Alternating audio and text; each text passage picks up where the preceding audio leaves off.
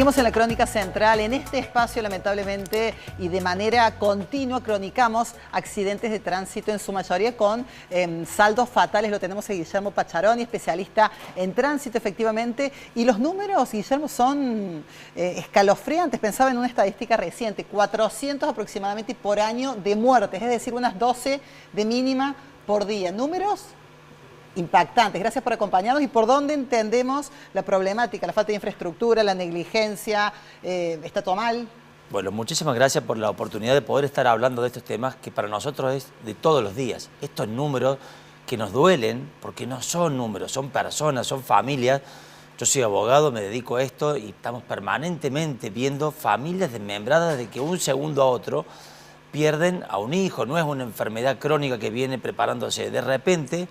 Por una distracción, siempre hay una inconducta humana, no siempre atribuimos la culpabilidad al conductor.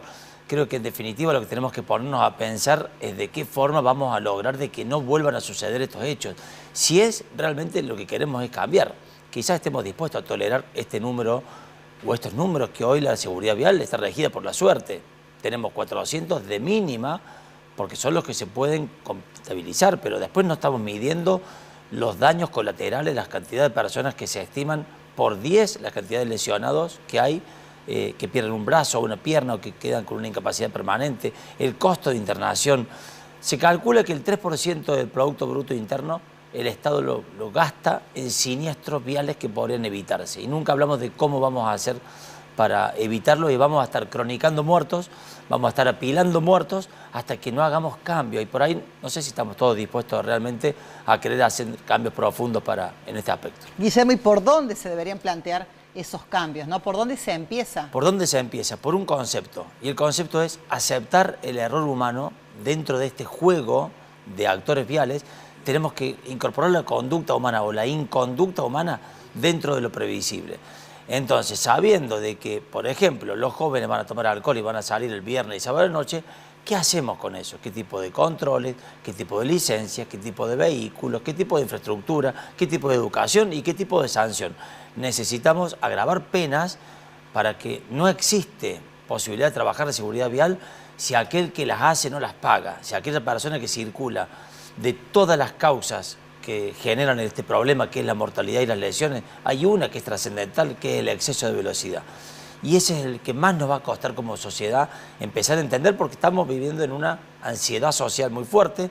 La velocidad tiene una percepción de riesgo, una percepción de ganancia de tiempo que no es real. Por más de que yo acelere, no voy a ganar, o si gano son apenas fracción de segundos o de minutos, pero agravo el riesgo alevosamente.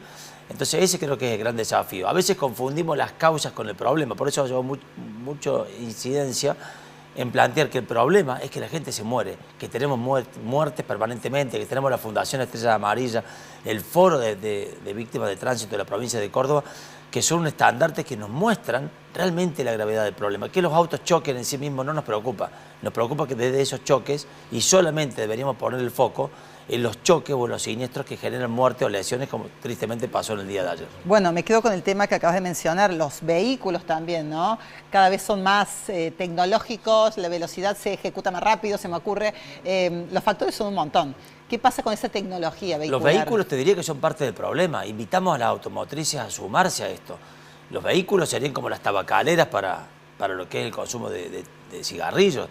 Necesitamos que los vehículos vengan dotados con cierta tecnología que sabemos que va a salvar vidas. Por ejemplo, un detalle es la chicharra sonora auditiva que tienen los vehículos para que la persona se ponga el cinturón.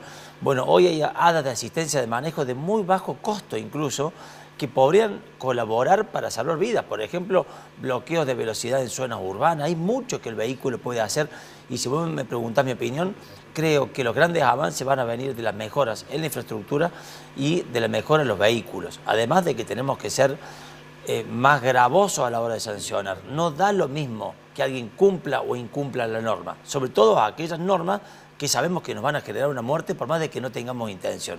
Cuando vos circulás a 150 km/h por la circunvalación, tengas o no tengas intención de matar, sos un delincuente, y así tenemos que verlo como sociedad. Guillermo, ¿qué pasa con el carnet de conducir? Todo el mundo accede al carnet de conducir, sea por municipios, sea a través de comunas, en la capital, en el interior. El estudio para que te den el carnet son 15 minutos. Muy básico. Porque hay un error conceptual de cómo está planteado en Argentina y en gran parte de Latinoamérica. Los conocimientos de normas viales no son tan complejos. Entender las normas viales, sacando algún cartel muy raro de un canguro saltando un pozo, el resto de las normas tienen cierta lógica y uno las puede leer y estudiarlas en 20 minutos. El problema no es una falta de conocimiento, el problema es que lo que no tenemos es falta de conciencia. Tenemos mucho conocimiento de normas, en términos generales todas las normas las sabemos, es decir, sabemos que no hay que usar el celular cuando manejamos, sabemos que tengo que usar el casco, sabemos que no tengo que tomar alcohol cuando manejo, que tengo que usar cinturón, que no tengo que exceder la velocidad, lo sé, voy a rendir un examen y pongo la respuesta correcta.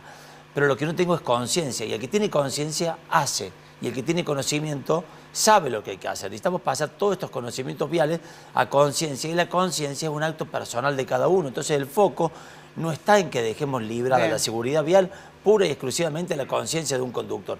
Vamos a fracasar si nuestro objetivo es que todos los conductores cumplan el 100% de la norma. En la medida que vemos esto como un sistema, como sucede, por ejemplo, a nivel aeronáutico, a nivel espacial, marítimo, en los otros medios de transporte, donde sí se ve como sistema, y si una pata de este sistema falla, el resto del sistema está preparado para tratar de evitar las consecuencias dañosas, en este caso la muerte. Guillermo, ¿qué pasa con los espacios de conducción? Me da la sensación de que es distinto hacerlo en el barrio, hacerlo en una zona urbana, que después posicionarse sin circunvalación, manejar en rutas. Es como que el que sabe manejar se larga a cualquier lado como si fuese igual. ¿Cuál es tu mirada? Sí, te diría, en primera medida, venimos de una cultura cochista. Todos queremos un auto, un coche, un transporte individual. Necesitamos ir modificando ese comportamiento, sobre todo en zonas urbanas. Lo que necesitamos esencialmente es la reducción de la velocidad. Por algo es que está pensada la velocidad de 30 kilómetros, porque y esto nunca nos han explicado por qué voy a circular a 30 y no 40, no es un capricho legislativo, sino que tiene un sentido y una razón de ser en términos de riesgo. A 30 kilómetros por hora, de 10 personas atropelladas, sobreviven 9.